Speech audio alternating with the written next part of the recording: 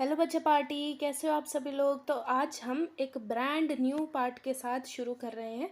मतलब 6th part है, I think so. हाँ, 6th पार्ट है इस चैप्टर का, ह्यूमन हेल्थ एंड डिजीजेस का। और इसमें भी हम डिजीजेस वाला टॉपिक ही कंटिन्यू कर रहे हैं। और उसमें आज हम देखेंगे सबसे पहले प्रोटोजोआन डिजीजेज। प्रोटोजोआ से जो डिजीज़ होता है उसे बोलते हैं प्रोटोजोआन डिजीजेज। और इसमें क्या क्या आता है? सबसे पहले आता है मलेरिया। कौन सा? मलेरिया। मलेरिया के बुखार की एक खासियत होती है कि इसमें सर्दी लगती है। हर 2 दिन बाद लगेगी या हर 3 दिन बाद लगेगी, ऐसे।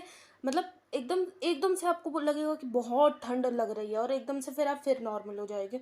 तो ऐसे वाले बुखार में ये मलेरिया का सिम्टम होता है कि ऐसा बुखार होता है। किसमें? मलेरिया के अंदर। और इसमें भी अलग अलग तरह के मलेरिया होता है। कोई ज़्यादा खतरनाक होता है, कोई कम खतरनाक होता है। किसी की लाइफ साइकिल अलग होती है, किसी की अलग होती है। तो वो चीज़ें हम देख लेते हैं। तो सबसे पहले different species of plasmodium which infect humans are.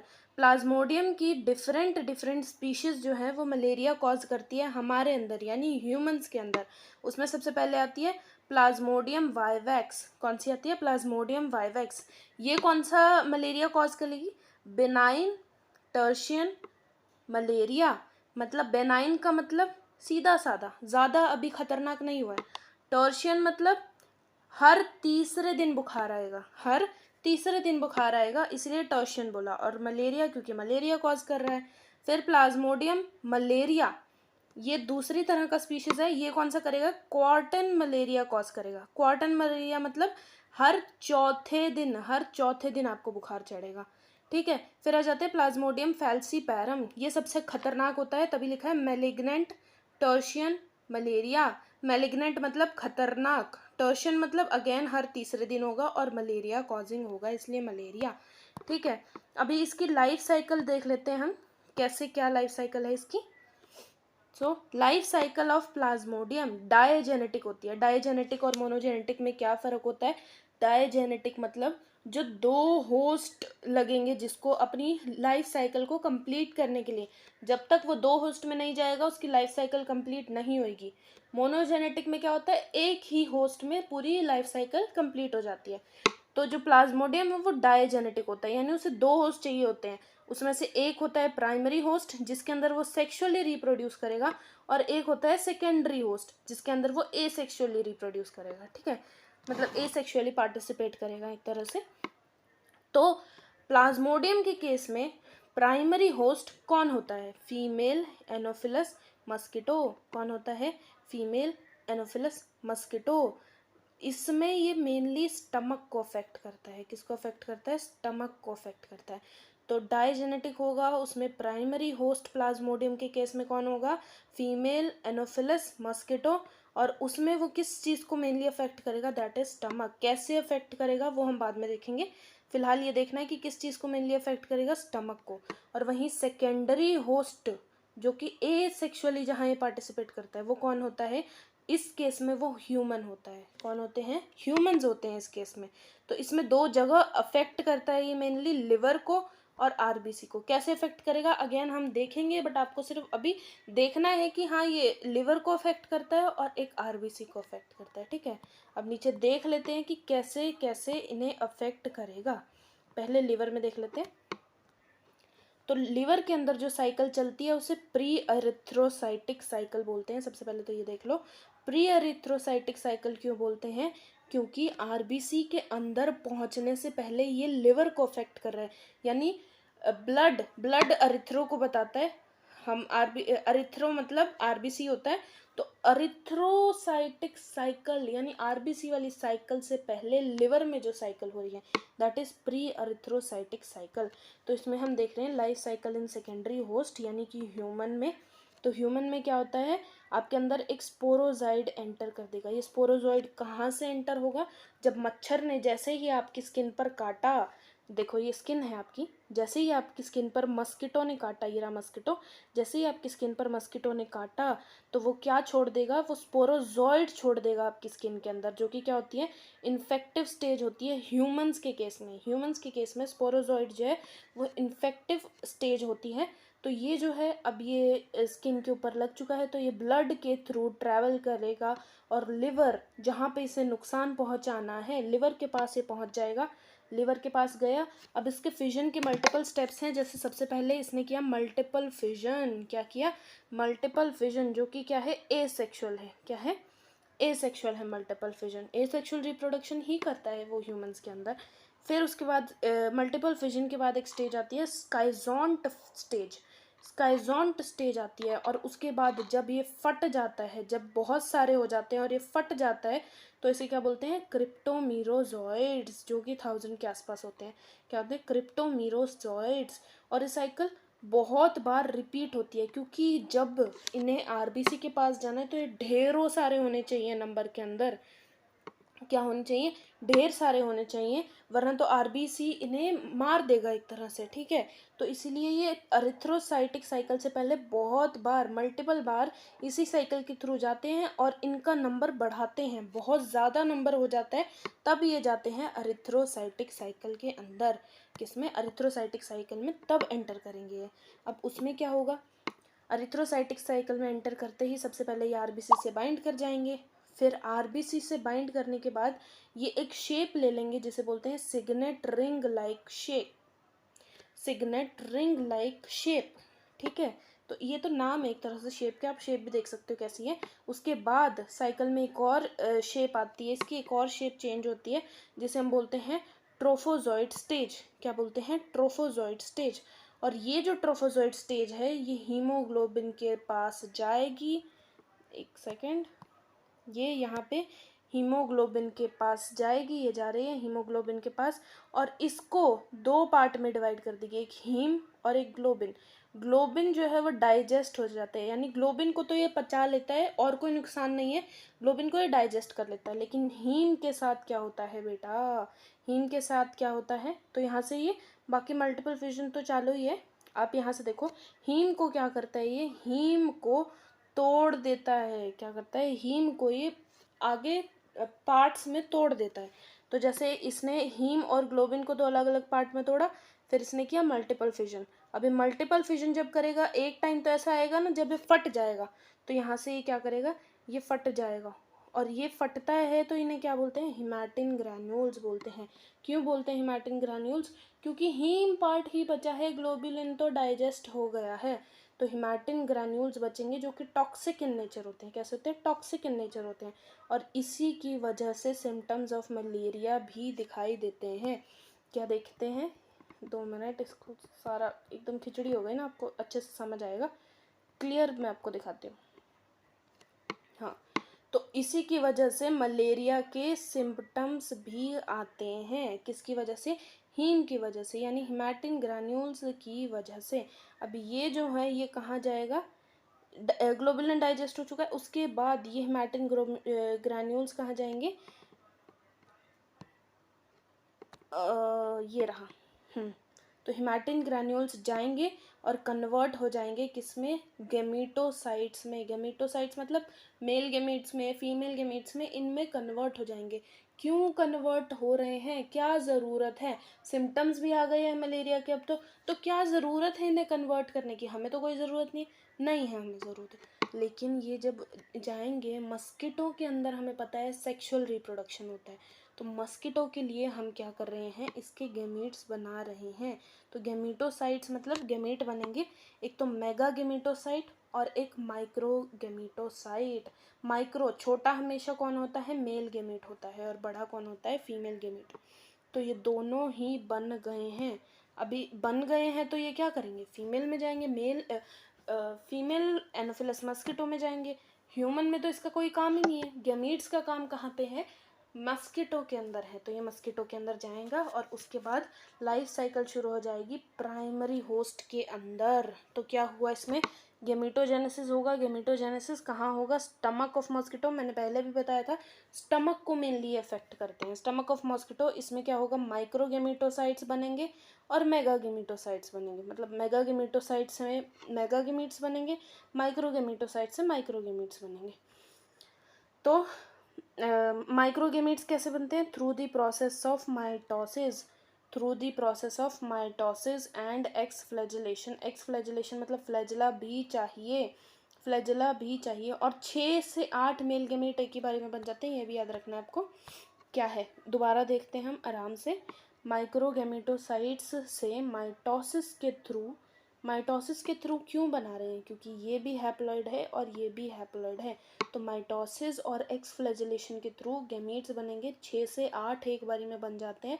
और एक्स फ्लैजिलेशन की है तो मतलब यहाँ पे फ्लैजिला भी लगेगा, ठीक है।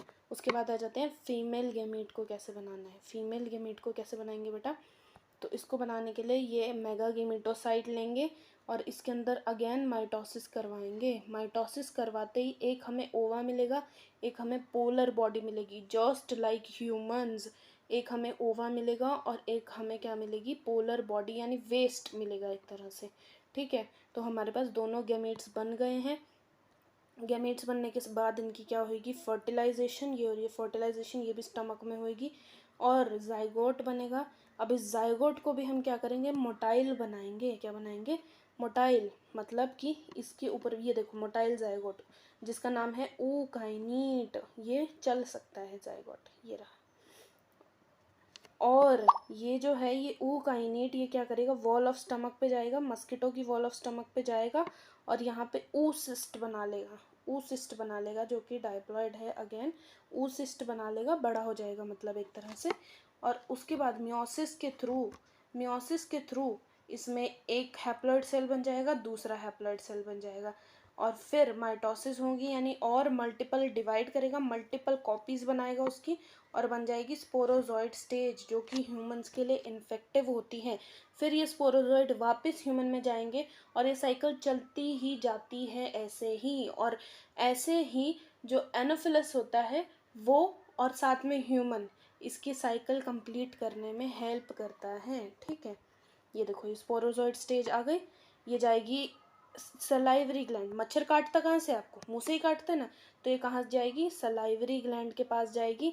Then by biting transmitted to human. फिर जैसे ही ये ह्यूमन को काटने जाएगा या जाएगी, आई वुड से जाएगी पर्टिकुलरली, तो जब जाएगी तो बाइट करेगी और खून कंटामिनेट हो जाएगा, जिसकी वजह से वो जो स्पोरोजॉइड स्टेज है वो ह्यूमन में ट्रांसफ़र हो जाएगी और फिर से वही साइकिल दोहराएगी।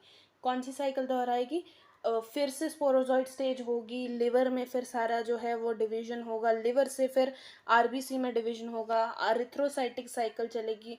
फिर उसमें से जो आपका ग्लोबुलिन वाला पार्ट है वो डाइजेस्ट हो जाएगा, जो हीम वाला पार्ट है वो बच जाएगा।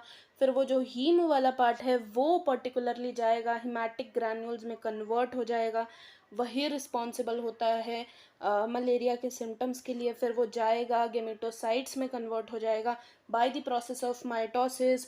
माइक्रोगेमेटोसाइट से माइक्रोगेमीट्स बन जाएंगे जो कि 6 से 8 होंगे, फ्लैजिलेटेड होंगे।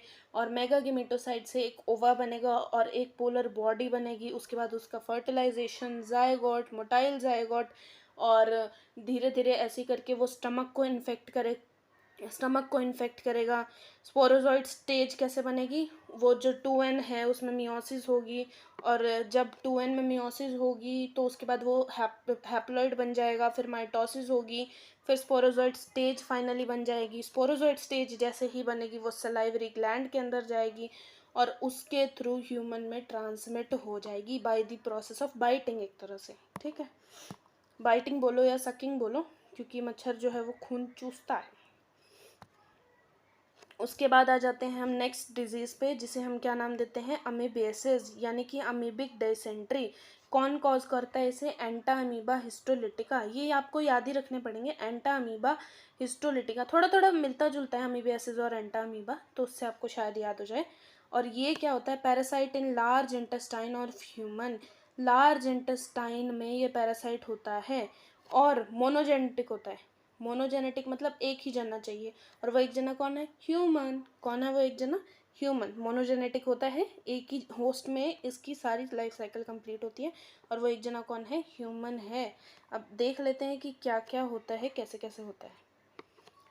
तो टेट्रा न्यूक्लिएटेड सिस्ट, यानी जो इन्फेक्टिव स्टेज होती है वो मुंह के अंदर जाती, कैसी जाती है बताऊंगी। मुंह के अंदर गई, स्टमक से सीधा लार्ज इंटेस्टाइन में गई, लार्ज इंटेस्टाइन में गई तो वो क्या कर लेगी, 8 एंटा अमीबा बना देगी। अब ये भी दो तरह की होती है, एक होती है मैग्ना, एक होती है माइन्यूटा। माइन्यूटा नॉन पैथोजेनिक होती है, माइन्यूटा को कोई दिक्कत नहीं है ज़िंदगी से, वो किसी को नुकसान नहीं पहुंचाती। तो माइन्यूटा जो है वो कुछ नहीं करती, वो इस 8 एंटा अमीबा वाले को 2 में बाई न्यूक्लिएटेड सिस्ट में कन्वर्ट कर देती है, बाई न्यूक्लिएटेड से फिर वो टेट्रा न्यूक्लिएटेड में कन्वर्ट हो जाता है और फाइनली फीकल मैटर से बाहर निकल जाता है। फीकल मैटर जो है वो सॉइल में यूज़ होता है, तो सॉइल के थ्रू वो प्लांट्स में जाएगा और प्लांट्स के थ्रू वापस वो हमारे मुंह के अंदर जाएगा। तो वापस से ये देखो, मैंने बताया था ना, मैं बताऊंगी मुंह में कैसे जा रहा है वो। तो जो फीकल मैटर है आपका, ये रहा फीकल मैटर से जो आपका ये टेट्रा न्यूक्लिएटेड सिस्ट जो बाहर निकल रहा है, ये प्लांट्स में यूज़ होगा और प्लांट्स में यूज़ होगा तो हमारे मुंह के अंदर जाएगा। ठीक है, हम खाते हैं क्योंकि प्लांट्स को।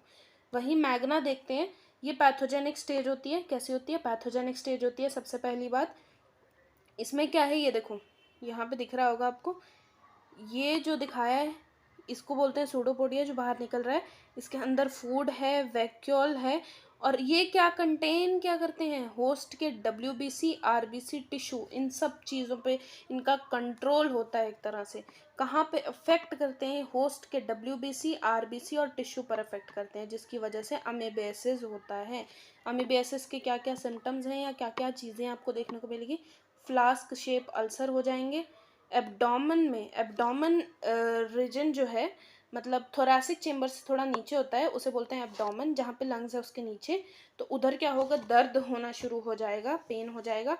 Stool with blood and mucus, जो आपका फीकल मैटर होगा वो क्या होगा, वो ब्लड और म्यूकस कंटेन करेगा अपने साथ में। तो ये सारे कुछ बेसिक सिम्टम्स हैं जिससे आपको पता चल जाएगा। देन आ जाते हैं हम एड्स के ऊपर। एड्स आज का सबसे हॉट टॉपिक चल रहा है ये। AIDS stands for acquired immuno deficiency syndrome.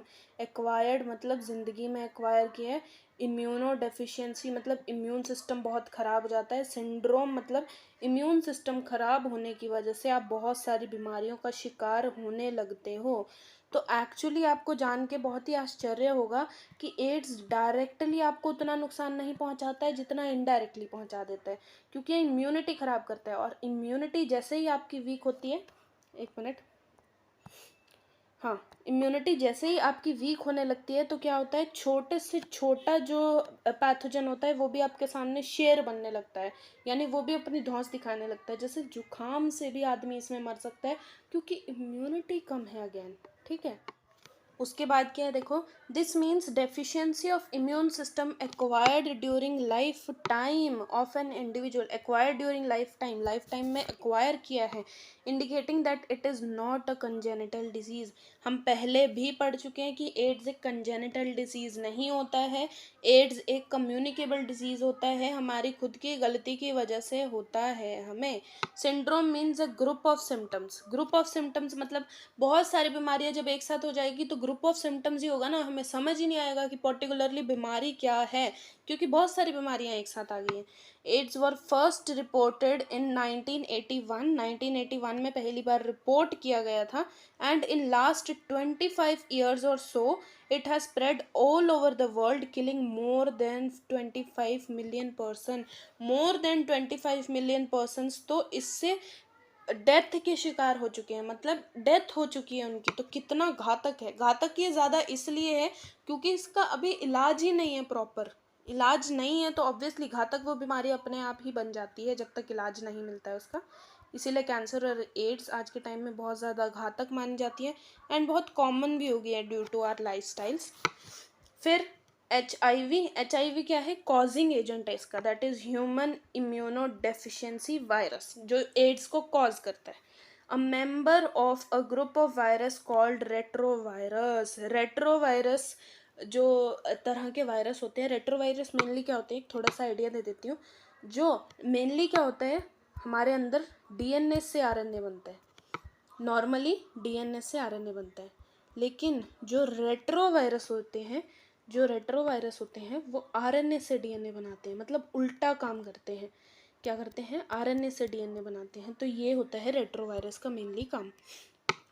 तो a member of group of virus called retrovirus का ये मेंबर होता है, have an envelope enclosing the RNA genome, और इसके पास एक एनवलप होता है जो कि आरएनए जीनोम को सुरक्षित रखता है। क्या रखता है, सुरक्षित रखता है।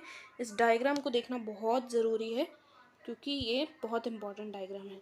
तो सबसे पहले तो आप ये चीज़ समझ लो कि CD4 रिसेप्टर्स, यानी जहाँ पे एड्स मेनली अटैक करता है वो कौन से सेल्स हैं, एक है T4 या TH सेल्स, मतलब कि हेल्पर टी सेल्स। अभी हेल्पर टी सेल्स को क्यों अटैक कर रहा है, क्योंकि हेल्पर टी सेल्स ही वही सेल्स हैं जो चीख चीख के सबको बताते हैं कि हमारे अंदर कोई मतलब बाहर का कोई एंटीजन आ चुका है, तो आप जो है इसके खिलाफ लड़ना शुरू करो।